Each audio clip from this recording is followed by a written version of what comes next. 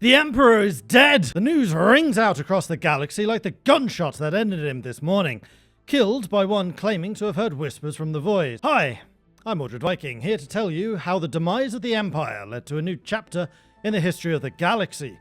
Is this the type of thing that we should be polling the Senate to help us decide what it is we should do here? So it looks like the Senate wants us to become the new leader. Okay. So we get the CB. Oh, sweet. That is a lot of subjugations. We may want to pause while we're clicking through all this. While Director Freak continues his regency in the Accord of Paradise. Without a strong leader to unite them, the Holy Torovitan Empire collapsed quickly, each of the former minions finding themselves suddenly independent as all of their governor-generals were recalled back to the city of Artivar, while the Empire itself was consumed by civil war. 3 Imperial factions emerged, the remnants of the Holy Torovitan Empire rallying around the unpopular Nut the First.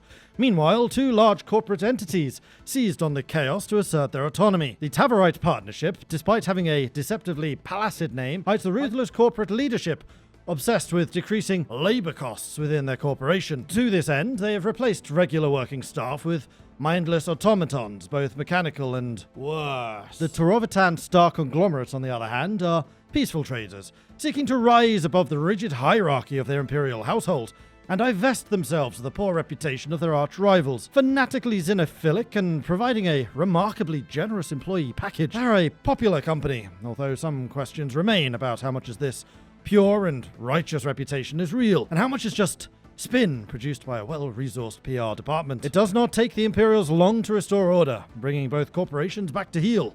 However, rumors abound that this control is not quite as firm as they like to pretend. The wider implications of this implosion still carry some scars. In this new world order, new threats loom on the horizon in the form of the Empire of Sog. How is Sog looking compared to us now? Still equivalent. Do we want to send an envoy to start spying on them?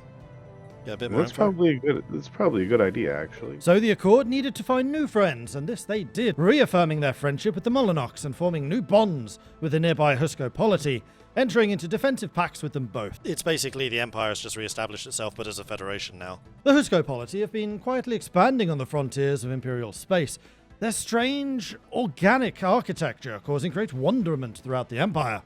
The Torovitan space conglomerate even based the most popular civilian star car after those developed by the polity, the hull foregoing metal entirely for advanced organic compounds. Meanwhile, the Empire of Sog manifested as a more familiar Imperial blueprint, determined to prove themselves superior on the galactic stage. They have little fondness for other species thriving all around them, preferring instead to remain isolationist, a hefty diplomatic corps being quick to deploy in the face of any incursion, their blunt words backed by a hefty arsenal. It was at the provocations of Sog that incited the Molinox to try again the experiment first started by the Holy Torovitan Empire, offering unity and protection in the face of hostile outside forces. Do we want to join the former entities of the Holy Torovitan Empire in a diplomatic accord like they initially promised us, the lying sods? No longer so naive, their neighbors insisted on a more codified structure and shared the burden for military. That resulted in the proclamation of the Galactic Security Partnership. It found significant early interest, with the Klen and the Duroids immediately joining.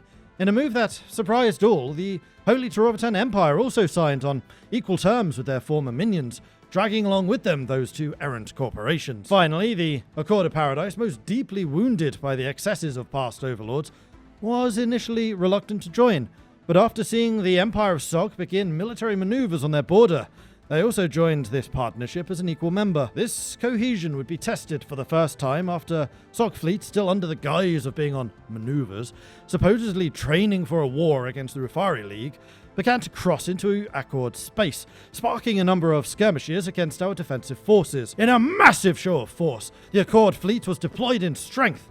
Following a hasty declaration of war, they drove deeply into Sog space, destroying their fleet and a number of starbases on the way. Stunned by this sudden assault, Sog had no answer and so capitulated, offering over a number of star systems as a way to restore goodwill between the 2 nations. Now, with our border secure, Director Freak could embark upon what would become his greatest challenge: how to bring Bubbles back. What would we need to do in order to begin researching bringing Bubbles back? We need to spend unity on either switching out our government or researching the technology to get the extra civic, and then spending unity to add the civic. Driven by his desire to see bubbles restored, Freak began to probe into formerly taboo areas of scientific thought, which certainly blurs the lines between ethics and morality, only to find this delving was rewarded, as he unlocked a method to restore those recently deceased into a fake semblance,